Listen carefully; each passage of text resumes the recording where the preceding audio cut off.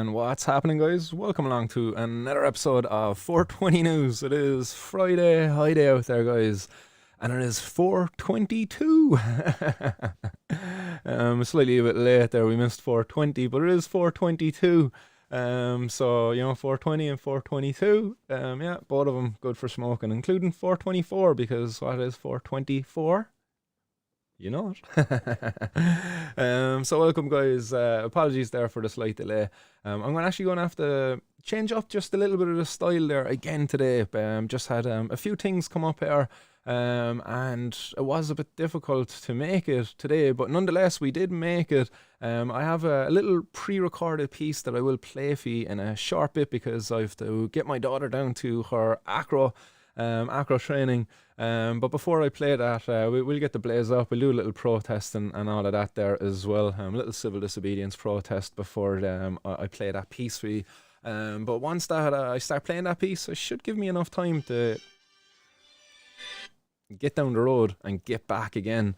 So fingers crossed there that it works out and I get back before the video actually ends. Just gotta make sure my phone is on silent there. My bad. Apologies, guys. Yeah, how's everybody out there? I see a good few of you in the comment box, guys. Nice. Blaze one up. Get your comments in. Get your hellos in while we do a little civil disobedience. Tell me what you're engaging on your civil disobedience with today. Have you got edibles? Have you got some smokables? I'd be curious to know what strain you even have. So get them into the comments, get them into the hot box there, and we'll have a read off all your comments in a couple of seconds. Let's blaze it. Go on, Johnny Finnegan, sharing the stream there, you legend. Oh, we actually have a bit of hempwick today.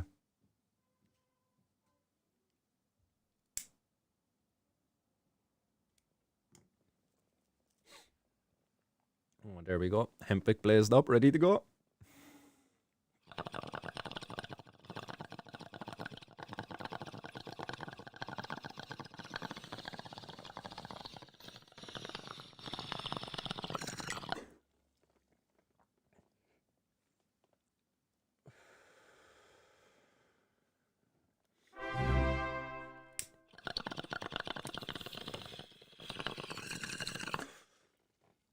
Hype, you big legend, yeah. Thanks very much again, as always, pal, for the support of the show.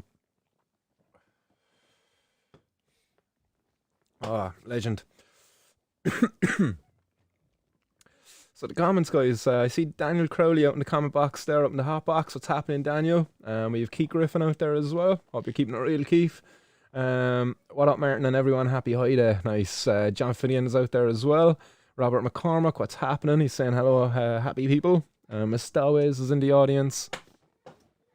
What else we got out there? Constant Gardener, what's happening, Constant Gardener? Hope you're settling into that new job now nicely. What are you there now? You're probably there about 2 or 3 weeks now. Hope it's going well and I hope it's all you expected it to be, pal. Miss Stowways is in the audience. Skatanist as well. Skatanist saying, high time to spark up, hey. And he's saying, hey all. Bogwan's son is in the audience. R420 Supplies is out there. One of Ireland's finest cannabis supply stores. All your rolling, all your bong needs, all your pipes, all of that great stuff. R420.ie. So do check them out. Robert McCormick is there as well. Oh, we already said hi to Robert. Robert saying Boris Johnson is in favour of legalising magic mushrooms. I just want to mention that. Nice one, Rob. I seen that there alright the other day. I just seen the headline. I didn't actually even read into the article because I was just thinking, the guy's in favour of legalising magic mushrooms. He's the PM of the country. You think you'd sort out the patient's cannabis there as first, or at least at the same time, Boris. That's what I was thinking when I read that. Who else is out there? Rain and Rocks. What's happening, Rain and Rocks? Hype is in the audience. Hunter K. What's happening, Hunter K? Hopefully those legs are well rested up after all of that walking to bring Alicia home. Well done, Hunter K. Absolute legend. Engaging in a daily campaign. I know we started off there, was it a few weeks ago for the National Walking Day, the 2,000 kilometres to bring Alicia home. But 100k is after continuing that campaign and has done it on a daily. now posting up there on Twitter, getting out walking more than 2 kilometers each day as well, in order to raise awareness of the suffering caused by cannabis prohibition and the need to bring Alicia home. So well done, Hunter K. Skitanis as well. No worries, Martin. We'll have hotbox fun if you can't make it back on time. Nice. I should have got some music lined up or something for you. Hunter K is smoking a nice blunt in Northern Lights. Nice. And Keith Griffin's got some super silver haze. Oh, yummy. I definitely have a bit of a preference there for the haze. No offense, Hunter K. You know, you've got a tasty strain there as well.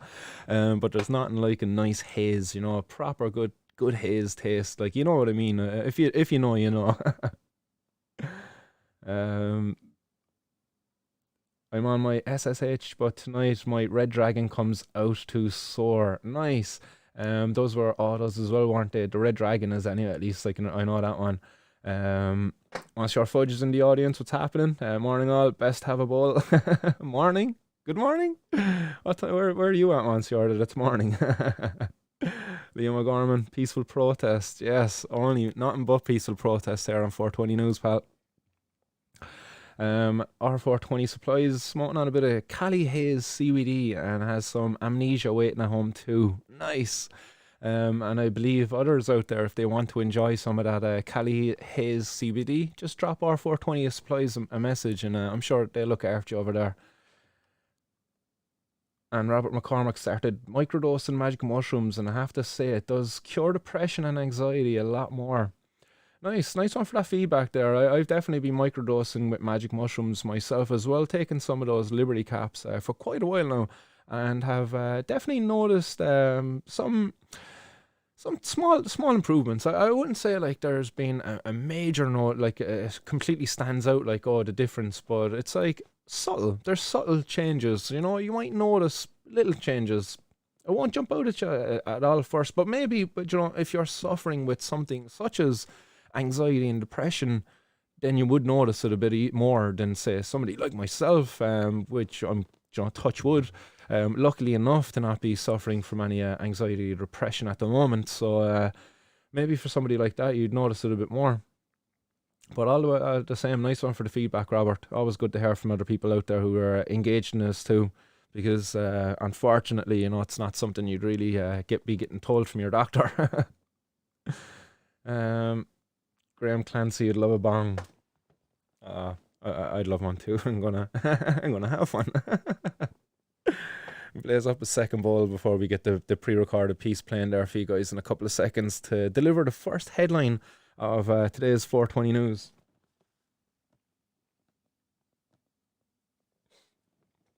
Also, guys, just to give you a heads up that the first headline today is the recently posted blog over there on the R420 on martinsworld.ie. So if you want to go over there, check it out in its entirety. I'll go through it briefly in the pre-recorded piece. But get over there, give it a share on social media so others can also see what's going on in Ireland and the current freaking campaign of misinformation and fear-mongering that the Irish government are engaged in around cannabis. You know, and the proper things that they actually could do in order to reduce some of the risks that they are actually raising within the fear-mongering campaign that they're engaged in. So, going to blaze up another one here, actually. It's all your fault, Graham.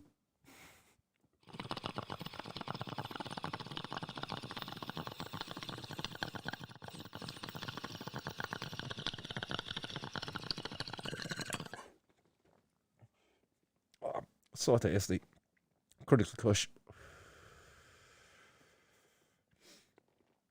But yeah, don't worry as well, guys. I do have the hotbox loaded up on the pre-recorded piece as well, so you'll still be able to engage there as the video plays through.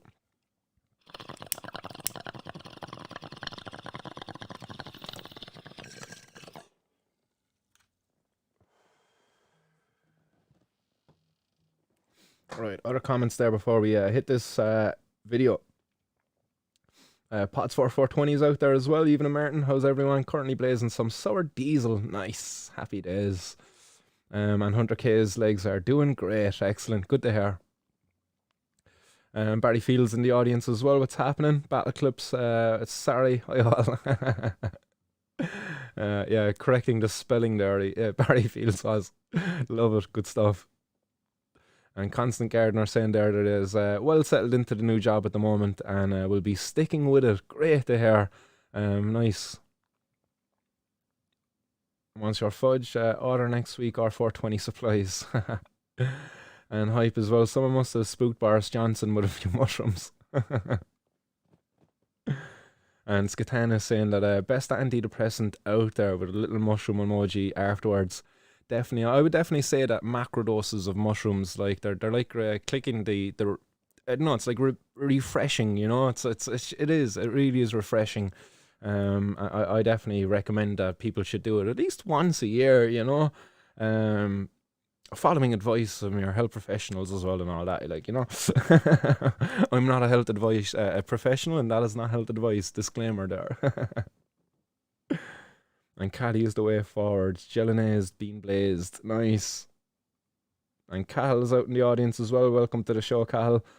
Just finished fry up and now lighting a star dog J. There we go. There's the star dog. I knew it was going to come somewhere. And Kyron, Darcy, Lily May. What's happening? Welcome to the show. And variable gardeners out there as well. So we have a constant gardener and a variable gardener. Nice. Good mix in the crowd. Right, so guys, I will be back shortly. I'll leave you with this short clip that I have pre-recorded, bringing you the first headline of today's 420 news. So I'll be right back, guys. Stay blazed. And so the first headline I have for you today, guys, is why is the Irish government engaging in a campaign of fear-mongering around cannabis products? And this goes on from the headline the other day where the FSAI have been issuing warnings to parents around the dangers of their kids getting access to and consuming cannabis edible products, you know, mainly cannabis jellies as they talk about there in the warning. But this warning, you know, this campaign, it's gone out, it's getting out of hand now really, because this message has gone out to every parent of a child in primary schools across Ireland. Now, I've actually been on the receiving end of this message as well, and it was, you know, it's rather annoying, really, when you, all things considered, you know, when you're in the know about the real dangers that are posed to your kids by cannabis. It's not the consumption of cannabis that's the real danger. In fact, it's the prohibition of cannabis, which puts the cannabis into the hands of organised crime gangs who are free to, you know, use kids to sell their products to other kids. Who are free to adulterate those products with unknown compounds, much more dangerous compounds as well as what would be found in a cannabis product from a regulated industry, you know, such as places like America, where they've got incredible standards in place where they test the products to make sure that they don't have any pesticides, any herbicides, any other kind of unwanted residues there from the growth of the plant, the production of the plant. Which is great. It's a real effective way of reducing the harms to consumers, because consumers can then go in and buy these products, make educated choices about what product they want to consume. You know, they can go in and choose, much like alcohol consumers can go in and choose, do I want a bottle of vodka, do I want a bottle of Bud, or do I want some Bud Light, or even maybe a bit of a Heineken Free, you know? We should be able to afford the same ability for cannabis consumers to make the same choices, and afford them the same protections as well, you know, and at the same time then eliminate this issue here that we're seeing in Ireland, which is the use of these products by kids and the sale of these products to kids. That very much is a problem, and I agree with the FSCI in that this is an issue, but I don't agree with the way in which they're bringing it up and their solution to it. You know, the solution is to warn parents. Like, do you really think the parents out there are not aware of the dangers of their kids consuming cannabis? Really, like, is this a real valid belief that the FSAI have, that the parents out there don't realise that, oh, if my young Mary or Johnny there consumes a bit of cannabis, that it's going to be bad to their health, especially, you know, when they're let's say 11, 12, 13, or even in the case of the two young kids there above in the homeless service, who were, I think they were 2 and 3 or something like that. They were very young and they got their hands on some of these cannabis jellies, again an unregulated product. And so the real danger there is the unregulated nature of this product. And the HSE don't tackle that at all. They want to continue to warn parents rather than, maybe turn the fingers back in themselves as kind of regulators, as policymakers, because the FSAI should be really putting the warning back on the government to say, hey, come here, you need to legislate for the sale and supply of cannabis, because it's everywhere. Like, it is literally everywhere. There's nowhere you can't go now where you can't get access to cannabis, in that, like, it's available in every small village and all in Ireland. The postman is the guy delivering it. But this story was a feature of a new blog up there on the Martin's World page. If you want to go over and check it up there on the 420 News blog. But included in the blog is the actual warning that was sent out to the parents. And it reads as follows. It says, "Dear parents, we have been asked by the Department of Education to share this message below with you from the Food Safety Authority." So basically, it's the Department of Education here that have actually sent this out, request out to the schools. And you think about it, the other departments out there, you look at the Department of Health, let's say, are they so proactive there to take care of the patients who need access to cannabis, for the patients like Alicia Maher, who's stuck in Alicante currently for almost 2 years now. I believe it's actually coming up on the 2-year mark now. I think it was November 2019 that Alicia actually left Ireland. So it's coming up in the 2-year mark now. And the Department of Health, the Minister in charge, the Minister for Health, that they're doing very little to act. In fact, they're actively ignoring Alicia. Alicia recently reached out to the Department of Health, to the Minister for Health, and she received back the standard, copy and paste reply referring to the legislation and the fact that, she can apply for a minister's license, blah, blah, blah. All of the useless nonsense, completely overlooking the points that were being raised by Alicia within her email. The fact that she had some very important hospital appointments to attend here back in Ireland, which I believe she's since missed. Or to the fact that the current access program is ineffective in that she cannot afford the medicine that would be prescribed to her under that because it's too costly, and the fact that her condition then is not qualifying for her reimbursement for that medication too. They completely overlook these concerns, and they just give their completely inhumane, like, as if they didn't even read the email that was sent to them. They just seen cannabis, so they're like, oh yeah, go there, copy paste that cannabis reply there, send. Completely inhumane, no compassion there at all from the Department of Health or the Minister in charge again. But the warning goes on then as follows from the Food Safety Authority of Ireland. The FSAI is urging parents and guardians to be extremely vigilant to the dangers of their children getting access to and eating confectionaries, particularly jelly sweets, containing significant amounts of the psychoactive cannabis component called tetrahydrocannabinol. Interesting there, the Food Safety Authority do not talk about the other adulterants found within these jellies, compounds like that are found in spice, the U4, that type of drug. These are not good compounds, and these have been found within edibles in Ireland, but the Food Safety Authority is not bringing that up here within this letter at all. They go on to say that this warning comes amid the ongoing seizures of these illegal food products by the Gardaí and Customs Services, and a number of serious medical incidents whereby these THC-containing jelly sweets resulted in teenagers and young children suffering from serious adverse health effects requiring hospitalisation. And again, they don't mention the fact that all these kids made a rather quick recovery afterwards, and in fact a lot of them just had a bit of a heavy nap. These jelly sweets are packaged to look like popular brands of jellies and have been found to contain toxic amounts of THC, up to 50 milligrams per jelly. But in fairness, like in regards to the Food Safety Authority of Ireland, any amount of THC is actually regarded as toxic. So just keep that in perspective there. It'd be interesting to know, how much, let's say, what milligram, what dosage, say patients like Alicia or even kid patients out there, let's say Ava.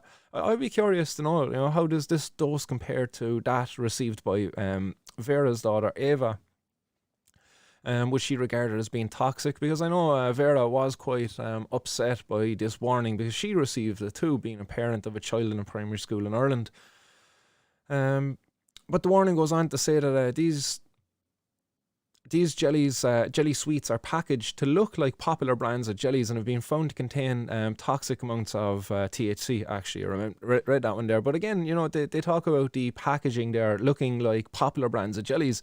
Again, this is another message that needs to be sent to the regulators out there, to the minister in charge, because, yeah, it is rather dangerous that these packages, like I have a package here, look, from the other night, let's say, these are party rings, literally iced rings there. But, like, imagine if I was a dealer out there and I just went away and I said, oh yeah, I like that package there, and next I'm going to call it, high rings or something like that. I literally just changed the iced to high. Just change the word, keep the complete same package. Like, and I have actually a second one because I'm a fat bastard and I ate 2 of these last night. So, like, if you're a kid and, like, here's a normal packet of their sweets that they always eat, and here's the package of cannabis containing edibles, and the only difference on them would be the word, they're iced. But really, like, when you're a kid and you see this package, you're not going to read the words. You look at it, you identify it. Oh, it's blue. It has the same kind of imagery there on it. And therefore you grab it and you just consume it. Again, this is a problem that the regulators need to sort out by regulating the cannabis industry and putting standards in place around the packaging required for these products, so that to make it that it's not so easy for a child to misidentify the product as being something that they would normally consume.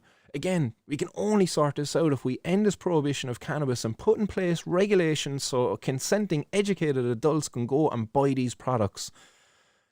Adults, parents, are very well aware of the dangers of their kids consuming these products, and they would do everything in their power to make sure that they don't end up in their hands, much like we do with, say, alcohol. We educate our kids as to the danger of alcohol. Maybe we might put the alcohol in a high up cupboard, maybe put it into bottles that kids can't open, something along those lines.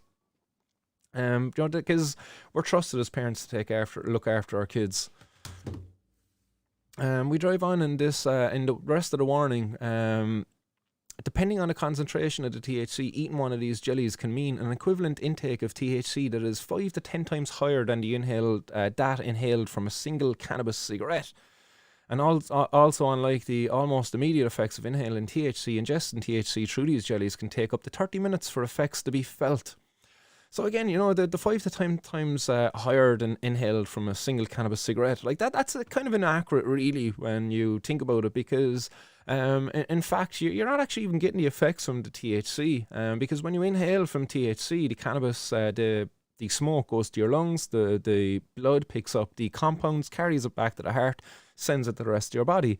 And the THC is active then, whereas when you ingest cannabis edibles, the THC goes down into your stomach, it gets ingested then, and enzymes within the liver then act upon it. And what the enzymes in the liver actually do to THC is they actually change it into a compound known as 11-hydroxy, 11 delta 11 hydroxymetabolite. I think that's the name of it anyway.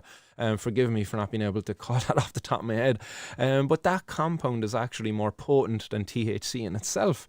So you can actually say, like, that compound is more active than that one. Like, but again, it's down to perspective. Like 5 to 10 times higher. No, it actually just brings you to a different state altogether. So it's they're not like and like, so you shouldn't be able to compare them at all. It's very misleading. In fact, they're, again, misinformation here. They should be informing people as to that. When you ingest cannabis, it's not a THC then that they're getting the effects from. It's another prodrug that is formed from the THC. Also out there then are continuing with this warning. They say that because of the delay in the onset of the effects, they say, however, while waiting for these effects, those who have eaten these products may overdose in the mistaken belief that they need to eat more sweets in order to feel the effects. Of particular concern to the FSAI is the inadvertent consumption of these jelly sweets by small children who may somehow gain access to what looks like possibly and tastes like ordinary sweets.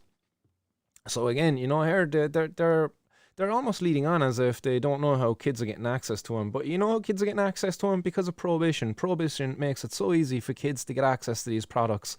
That's it, you know. It's prohibition. So they're misleading the public here because they're kind of like, oh, you know, we don't really know how the kids are getting somehow the kids are getting access to it, and somehow these products look like other products on the market that kids are already consuming. Somehow, we don't know, or we're not responsible for that. That's the criminals, like these criminals, these organised crime gangs. They should have more morals, a bit more cop on, you know. Seriously, like, you know, Minister Frank Fian and Stephen Donnelly need to get their head out of the sand, as I aptly pictured down here in a little thing, you know. Stephen Donnelly, Minister for Health, continues to ignore the patients needing access to cannabis in Ireland. And the warning finishes off then with the highlighting the fact that there was a number of seriously ill children hospitalised in the early part of 2021. Again, this had nothing to do with the fact of Halloween, and there wasn't even dealers selling them to the kids. It was some of the kids actually were just picking them up unbeknownst to themselves. As I talked about the kids there in the homeless services. They finish off then with the final paragraph saying the FSAI has become aware of reports about the availability of THC containing jelly sweets in schools in Ireland, and therefore parents and guardians are asked to speak with the teenagers, alerting them to the dangers if they eat them or if their younger siblings get access to them, subsequently suffer the serious consequences of consuming a toxic substance. So again, you know, the FSAI here, there's a big problem. What they're pointing out here, they're aware that the fact that these products are available in schools, and yet still the regulators, you know, all they're really doing is they're putting the blame back on the parents. Well, look, we warned you. It's kind of your fault now. But you know, the ball is back in your court now as parents to protect your kids, and the regulators, the government here have nothing. It's not our, you know, it's not as if there was a bill there going back in 2013 by one of the TDs that they completely ignored and didn't even read. You know, it's not as if that was the case. Because we've got a good government to look out for our country, don't they? You know, they'd never lie to us like or put bad policies in place that would put our young people in danger, would they? Or would they? And over on Twitter then, Vera Toomey actually shared a post up there, voicing her disgust there with this. She tagged Stephen Donnelly and Garrett McGovern in this, pointing out that she received this message and she only put up a part of the message via an app, the very same app that I actually received the message through, which was the Aladdin app. This information is dangerously inaccurate, Vera says, and she finds it deeply distressing. Our government bodies are sending out fear-mongering messages like this, and I echo those that disgust there of Vera's as well. I think it is deeply distressing, that the government bodies are actually engaging in this kind of campaign rather than doing the opposite, which is engaging in a campaign of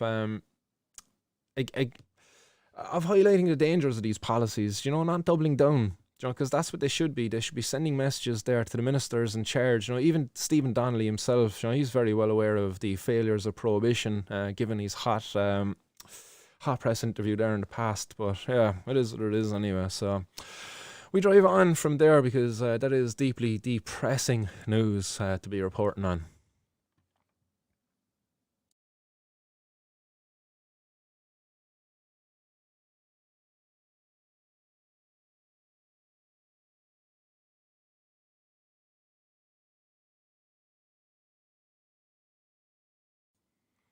Oops, we went dark there.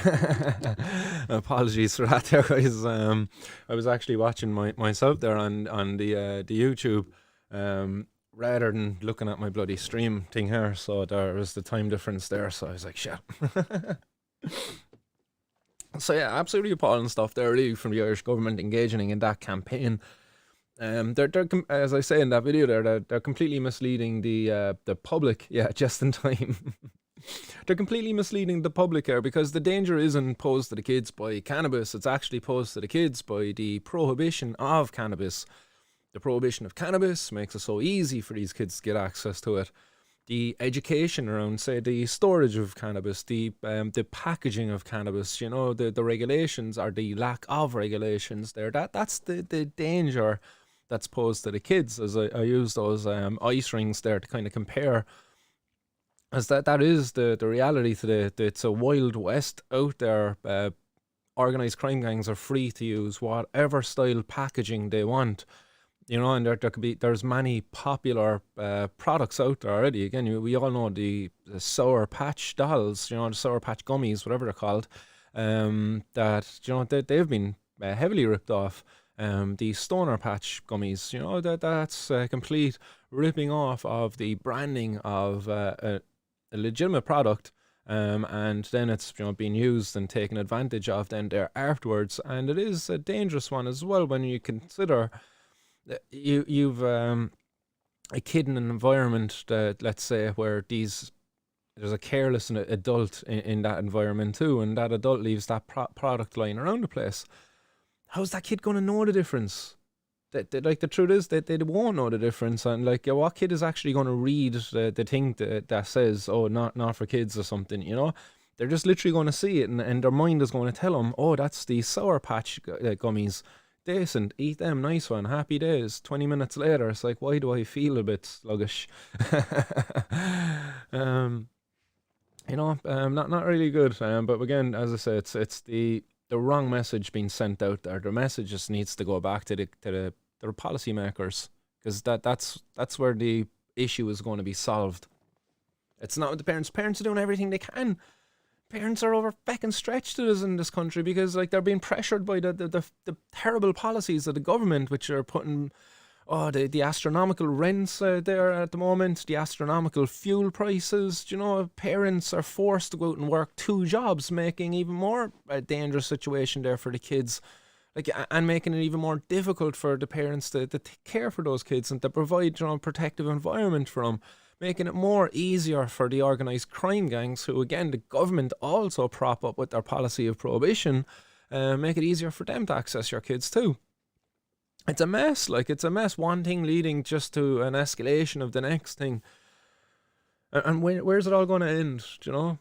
For me, I'm like, I hope to someday, but like, with soon we'll get an election again, and I'll go run, and hopefully I can put some policies in place, and to represent our communities, because that's what we need. People like myself and yourselves out there, like-minded people who want to go out there and do good for their community, who mean well, and they're not corrupt by any kind of influence there, from whether it be sponsors of parties or whatever influence there is there within the party system. Because again, Stephen Donnelly, 2017, only 4 years ago, not that long ago, for him to completely U-turn on his position. But in 2017, he agreed that, like, why should the government have any issue with a person if they want to grow a plant in their home and it causes nobody else any problems? Why is the government in getting involved in that? Now he's in the position of power to actually change that and do something about it, and he's doing nothing. And the only thing that's really changed there outside of his opinion is the fact that he is a member now of a party. When he made those comments, he was an independent. For me, that can't help but think that the party corrupted him. His hands are tied. Or what? Like, speak out, Stephen. Come on, like, if you ever want to come on here, Stephen, if you happen to be a fan of Martin's World and a secret watcher out there, maybe you're one of these accounts here that don't use their real name and stuff. Maybe one of them is Stephen. Stephen, come on, man. Come on out of the closet. Let's have a chat. But yeah, we drive on from there, and apologies for not having the headlines actually lined up there properly for you today. But in other news out there, in line with the news that we just went through, it's all about the edibles there really lately. And I feel sorry for the next 2 involved in this one, because I can't help but think that they're going to be made an example of, and anybody else who really gets brought to court in the coming weeks or months in relation to cannabis edibles. But this is the next headline up, and I'll pop it up on screen here for you. 2 arrested as Gardaí sees cannabis jellies and issue warning to parents. And these edibles are currently at Kevin Street Garda Station. But the seizure was made, and 2 men have been arrested in connection with the seizure. And this was on Wednesday evening when the Gardaí conducted a search of a flat in the Dublin 8 area.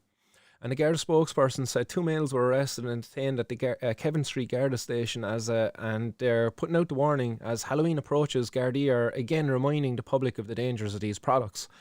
But again, what like this again, reminding the public of the dangers of these products. But like, where's the reminding to the politicians? Like, we're trying. Like we're all trying. I know I see every time Frank Fian puts up a post, anything Stephen Donnelly puts up, like we're trying to remind our politicians of the dangers and the harms of prohibition, and they're ignoring us. It's unsettling. It really is. Like how they continue to ignore us and do nothing on this issue, and meanwhile we see the harms of their policy right here unfolding right before us. Like they're talking about the dangers to kids, but the danger is not by the edibles. It's the fact that the edibles are unregulated. There's no control there. There's no age limit in place. That these things do look like other sweets out there. They do look attractive to kids. And again, as I say, if these were in the hands of a careless adult, yes, an unsuspecting kid could eat them. And the only way we can solve this is regulation and education. We educate consumers about the products, and we put regulations in place around the packaging of the products, and therefore we reduce the harms then posed to kids, because you're much less likely to have this careless cannabis consumer in an educated environment, in a regulated environment where you put efforts in place to educate them about it.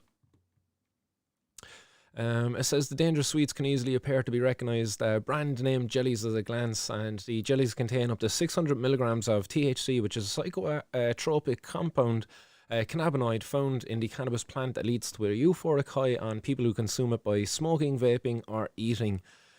As the products appear to be sweets and do not have a strong smell, they are more difficult to detect at customs. The FSCI of Ireland has urged parents to be cautious as Halloween approaches, as the risk of accidentally ingesting the sweets is increased. This year, 6 children under the age of 10 have been hospitalised, having accidentally consumed THC-containing products which looked like ordinary jellies. High concentrations of THC in the illicit edible sweets can pose serious health risks, particularly to the teenagers and children of all ages whose neurological, physiological and physical development could be impacted negatively. It is also fair that the children could end up consuming more than one of these sweets as they would any other sweet. And like yourselves, kids could get a bit carried away. So like the dangers are there, but they're ever more increased because of prohibition. There's the stoner patch dummies there on screen that we talked about, like if you viewed them next to the sour patch dummies, like to a kid, a kid who doesn't know anything about cannabis or anything, they're not going to spot the little cannabis leaves on the product or the package. If you have a little 4 or 5, 6-year-old, like what do they really know about the cannabis leaf? They know nothing at all. They just look at this product, this packaging here. It's like, oh, look at these little cool men, and they got cool little fucking faces and stuff like that. Oh, these must be tasty, covered in sugar, decent, happy days. Meanwhile, the kid then ends up in fucking hospital afterwards, having a nice long nap. Maybe a dose of the munchies. But there's all the products again. What was the value they put in these? Did they give a value of these sweets? They didn't actually give a value of the sweets. But it's crazy as well, because you look at the value of these. You have to imagine, like, what kid is actually going to afford these? Like, each one of these packets here probably go from about 25 to 50 euro, I would imagine. Like, what would you think out there in the audience? Like, what would you be putting on these packets here now? Like, let's say the main ones there in the center, those kind of like the gummy bags. Even some of them there, like there's Lucky Charms there. We'll see if we can zoom this in for you, will we? Like, they actually have Lucky Charms there. You see the Lucky Charms? They have Nerds. So the Nerd ropes, I definitely know that the Nerd rope ones were going for about 25 each. But it's crazy to think how much money is being made off of these things out there. And no taxes. No one being employed, at least paying an income tax upon any wage that they might make from the sale of these products. I think they gave a value over in the Garda Info Twitter. We'll check that out there, sure. We see what value they threw up, because I know I seen a value somewhere. So maybe that was actually where I seen it, up on the Garda Info page. This was another one. Look, there's another seizure. And fucking the Edible King. There we go. That's one of the local Irish brands over there on Instagram. A lot of his stuff after being snagged. Who else is there? Utopia. I never heard of that one now before, but that looks like another kind of a homemade brand. And then these are other ones, the packets that you'll just buy on fucking Wish and stuff like that. Like those chuckles, like they're known to be kind of spice. So be wide. Don't be buying those ones. Apparently those are dodgy ones. Those chuckle packets, dudes be just buying those packets in by the thousand, and then just lacing it with all sorts of spice and nasty crap. But yeah, there was another seizure there for you. So another more breaking news there from 420 News. The boys love their posing for photos, like. This is another interesting one, but we will get back to that one in a second. Here we go. Here's the seizure that we were looking at there. Did they have the seizure value up? No, they didn't have a value up here either. No, they don't have a value up there either. But they do have this. I gave this a share there as well over on over on Twitter. Forgetting where we posting things now and all. But we reshared this one over on Twitter. But the one down in the bottom left, the chocolate dipped razor blades. Like I'm more in belief that if you're a sicko out there and you want to do harm to a kid, you want to mess a kid up, like that you're probably more inclined to give them a chocolate covered razor blade before you would waste your time giving them THC laced gummies. Because THC laced gummies, you know, they cost money, and you're not going to waste it by giving it to some neighborhood kid. And unless you really like wanted to mess up that kid, like, and you're some weirdo, like, but there's fucking easier ways of doing it if you wanted to be fair, like. So should we not be having just a wider conversation about the dangers there as to weirdos in our community who might pose a risk to our kids come Halloween time, when they can literally give them anything? Like they say cocaine fun dip, but what's stopping them from giving them any other kind of crazy one, like thinking of any other white powder like compound out there, you know? Why would you stop at cocaine? Cocaine is actually expensive and hard to get, whereas you could probably go down to the local shop and buy some, I don't know, what's that stuff again? The drain cleaner stuff, ammonia chloride, is that the one? But yeah, you can go down and get all sorts of white powder looking stuff that could literally straight up kill kids if you wanted to, like. You wouldn't be going out giving them that stuff. But we go back up there, guys, because there's another headline there that I wanted to get you. There was another big seizure there, and this, I don't know if anybody out there is watching the documentary, the TV show, docu-series, a TV show which is on at the moment over on RTE, but this in the Kin TV show, sorry, they actually kind of show how these organizations, these organized crime gangs, would use motor dealerships as a way of laundering their money. And not only that, like, but others, the Europol, they put out there not too long ago, you know, that the fact that it's actually property. Property is actually one of the big places that criminals like to launder their money through. So criminals buy off big assets, properties and stuff like that, and that's how they launder their money. But the motor dealerships is another way in which they do it, and that's a part of the TV show Kin at the moment. But this is one that actually happened here in real life now recently, where the Criminal Assets Bureau moved in on a motor dealership above there in County Tipperary, and they seized 11 vehicles, €11,000 in cash. And some nice cars there moved, like, you know, you got some big Range Rovers there, you got an Audi Q7 Jeeps, what else in there? You got a BMW X5, yeah, some nice vehicles in there, like, so you got another about, what would you say, €1 million there worth of vehicles up in the back of that truck thereabouts. I don't know, I'm not a car guy, so I don't know, I'm just thinking those big Jeeps are probably about like 50 to 100 grand each, depending on the year of them, like. Pricey old things, especially if they're the full spec models. But again, you know, the cops coming in here, you see how they're benefiting off of this, because the Criminal Assets Bureau now will get the auction off all of this stuff. You know, they get to sell this. It's great work for them. Not only are they going out doing a day's work, but then they get to sell the stuff afterwards. More work for them, like, you know.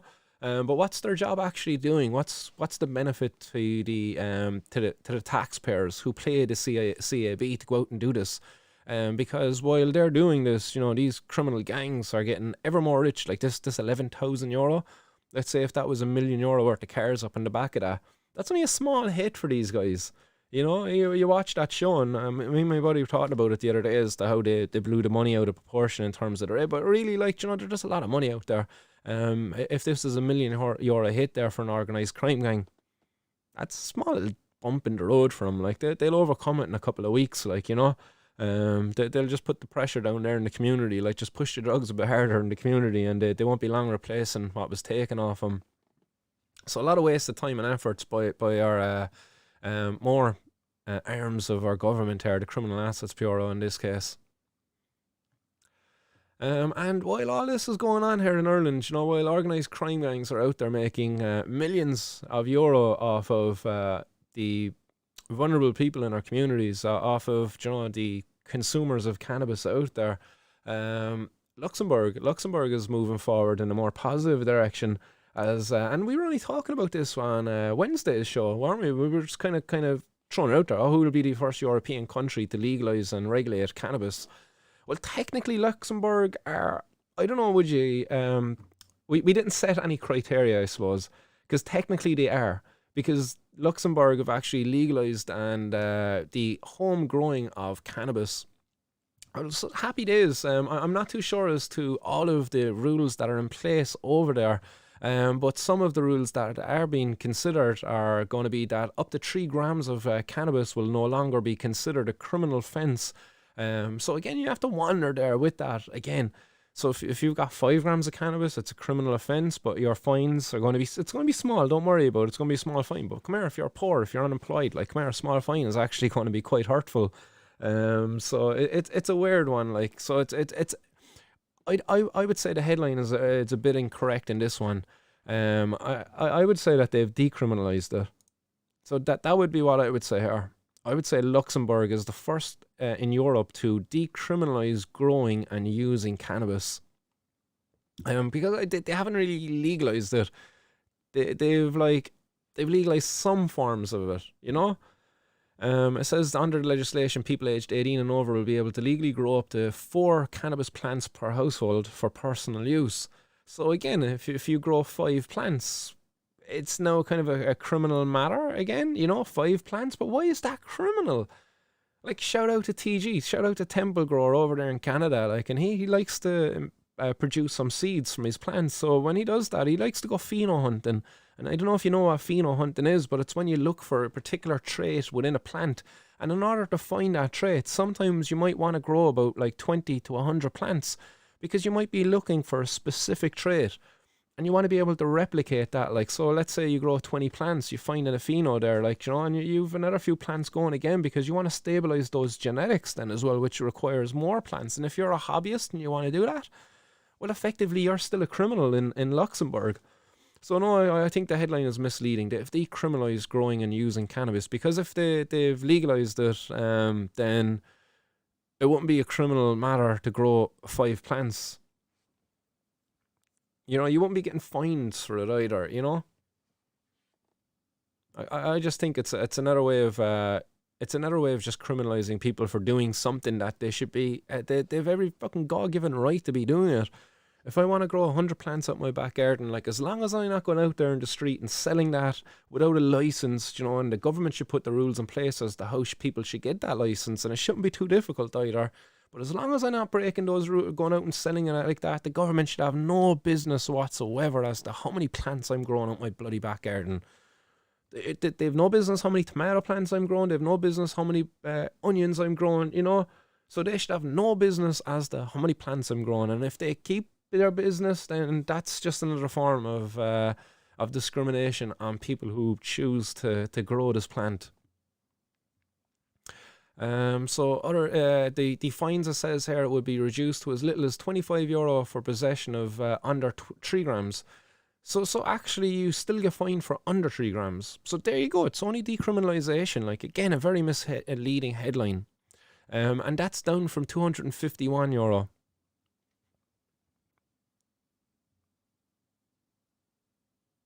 No, down from €251 to €2,500 today. What?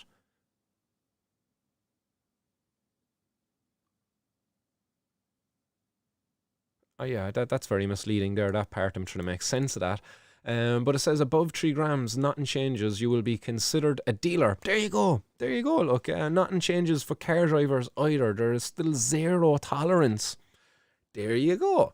And these zero tolerance approaches, I've done a show on it there in the past where we talk about it, these zero limits, they're just another way in which they can discriminate against people who consume cannabis, because if you are shown to be over the limit, it's not showing that you're actually impaired at all.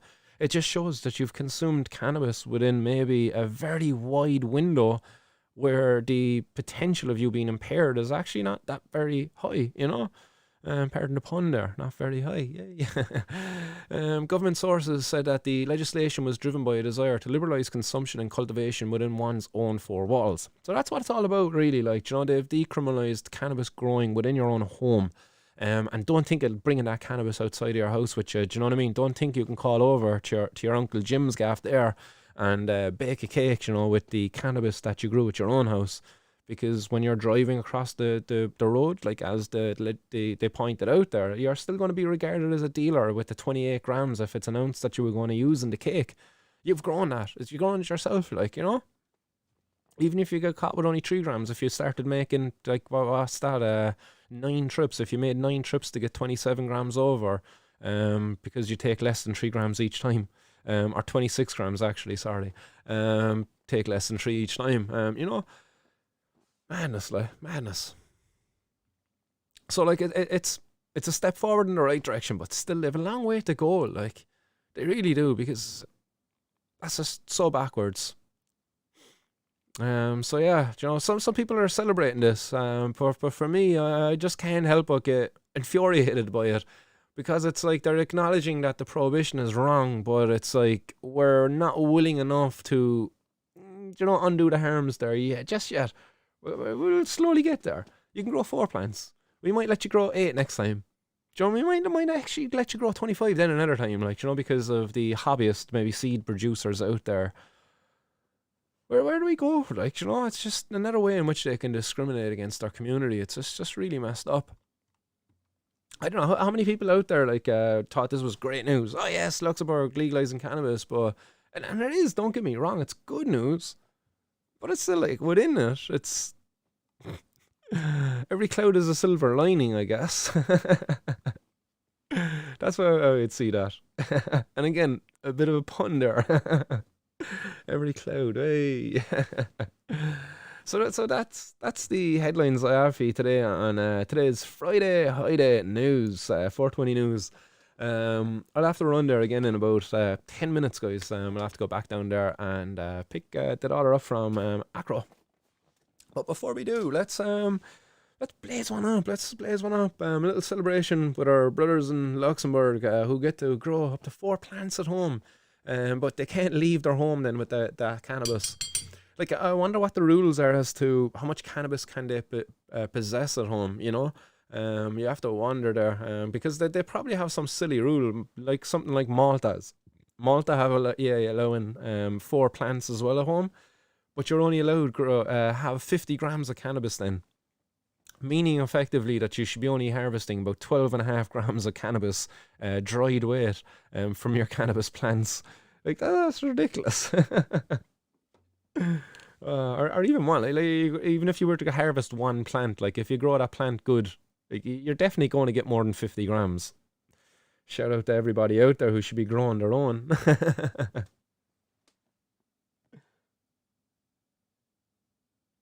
Honestly, guys, like Daily Talker said it, like, if everybody just came out about the fact that they were growing cannabis, it would be very, like, I know myself from experience. I worked in a grow shop, and honest to God, like, if the guards just in Cork City alone, if the Cork City guards were to conduct a raid around the county of Cork, let's say, they would be busy every day for the entire year. Do you know, if they were to do 1 raid a year, 1 raid a day, they still wouldn't be done by the end of the year.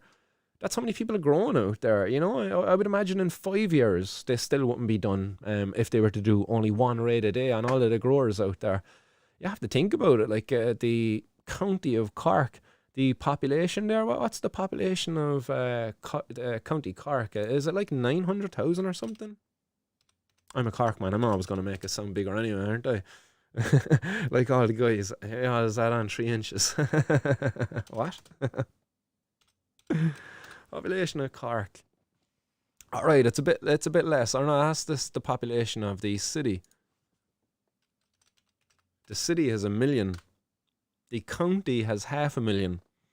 So there you go, 500,000. And if you were to imagine that half of those people are over the age of 18, then that's 250,000. And then if you were to say 250,000, well, 1/5 of those are potentially a consumer of cannabis going by the Eurobarometer. 1/5. So 1/5 of 250,000, well, that's 1/5 would be 12,500 people. So there you go. In the county of Cork alone, you have a potential 12,500 consumers of cannabis. There you go. So how many of those would be grown? Like, I would imagine like quite a few of them. It would be easy 1,000 or so. Like, you would imagine at least 10% of them are in some way or another growing their own little bit of cannabis. Or do I have high expectations of our community here? If they're not growing their own, they're connected to somebody who's growing their own. But there you go, 500,000 people in the county of Cork. That's based upon a 2016 statistic. So I'd imagine the county has grown a bit since then. Yes, the fucking puns are rolling today. Yes. Sorry. You love laughing at me on jokes. Let's blaze one up.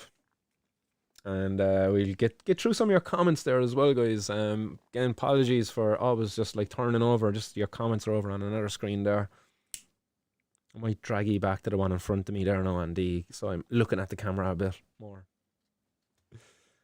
But let's blaze one up. And yeah, almost 4:20 actually. 2 more minutes there to 4:20 over in the Azores Islands.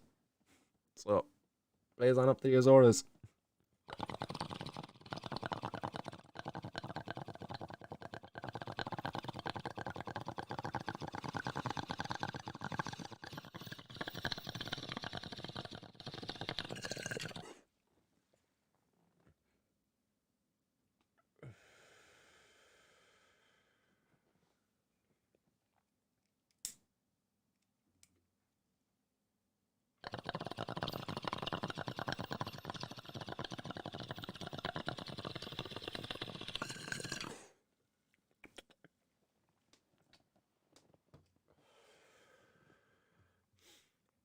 Right, let's drag this back over there. And there we go. Now I'm looking at your comments in front of me.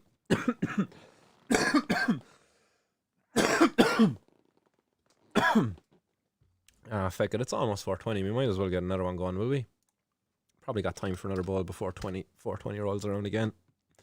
In 3, 2, 1, it's 4:20! So it's 4:20 in Accra, Bamako, Dakar, and the Azores Islands.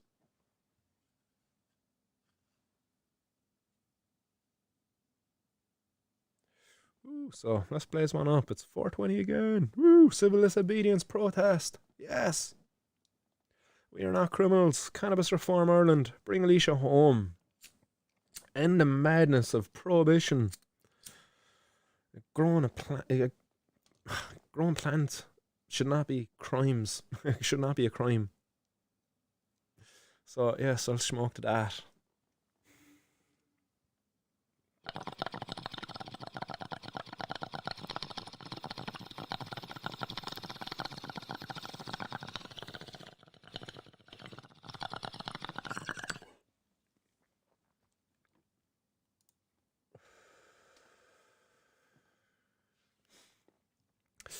Yes, love it. Billy Bond's quite punny.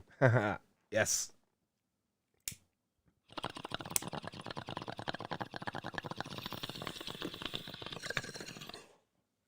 So, FSAI. What's toxic about that? Seriously, like, that brought nothing but joy to my life. The only thing toxic in my life at the moment are the warnings coming from the FSAI, full of all that misinformation. Come on, lads. I'm available. I'm for hire there if you want somebody to come in and give you some proper education as to the dangers of cannabis to the young people and how we can better reduce those. John Phantom, what's happening? I'm on disability and I can't afford to be paying £50 for 3.5 grams. Yeah, I agree with you. I'm unemployed myself, and yeah, I'm in receipt of back to education at the moment as I'm a full time student. But still, nonetheless, yeah, I can't afford to be paying that either. I've luckily enough buddy who does a bit of growing, and yeah, we've a nice beneficial agreement there between us, and it cost me a lot less than that anyway. That I can say. And I'm quite happy for that, and I'm really thankful for my buddy who does that as well, because he takes on quite a risk there, and I acknowledge that.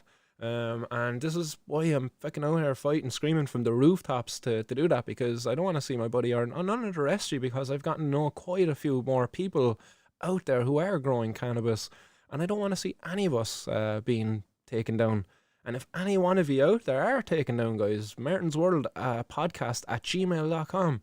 Drop me a line, let me know. I'll be more than happy to support anybody out there if you get in touch. I'd be more than happy to have you on the podcast to help you raise awareness as to what happened with your case, because we need not suffer alone. Do you know that's how they target us. United we stand, divided we fall. The divide and conquer. If we all unite, if one goes down, we all go down. We all stand up for one another. It'll be very hard for them to continue to pick on us in the way in which they are. That's how you sort out bullies. And that's what the government are currently being. Big boy bullies. Orange man bad. How much you paying for those ounces, John?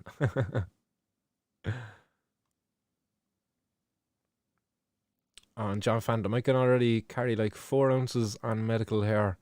Nice. The petition to fully legalise for 18s and over will and allow 18 plants plus, I'm sure, like 400 grams or so. I know pounds like a quarter. Nice. So where are you at, John Phantom? Oh, in Florida. I was just reading back through the comments there, John. So you're over in Florida, and you just signed a petition to let you grow 18 plants. Thanks for that update. I'll do a bit of research there on that petition and look into it. 18 plants is still, it's a step, it's a bit more, but again, it's you gotta think bigger. It's like, why 18? It's like, what's wrong with 19? It's just like, oh, what's this thing like about putting an arbitrary number in? Surely it should be the act of trying to sell it without a license, so that the state are being robbed of their taxes if they have a mechanism to recoup taxes from the sale of cannabis, because that should be the only thing that the government should be concerned about it with the affairs of us, in terms of the citizens, is if we're selling things in an unregulated fashion and they're not getting their cut out of it. But however many plants I'm growing out in my back garden should be no business of theirs. It should be what I'm doing with them afterwards, and only if I'm engaged in that. And it's up to the government to prove that I'm not engaged in that, and it shouldn't be up to me to prove I'm not engaged in it by limiting my number of plants I'm growing. Because that's what they're saying. You can grow 4, but if you grow 5, well, you must be engaged in criminal affairs, and we're going to come down hard on you and treat you like a criminal. It makes no sense. But nice one for that update, John. And hope all is well over in Florida. I'd imagine the weather is a bit nicer than what it is here currently. Lovely. I hope to someday be able to get my travel visa to bring the family to Florida. It's always been a place I wanted to visit as a kid. Obviously, as you're well aware, the theme parks over there are a destination of a dream destination of mine for a long time.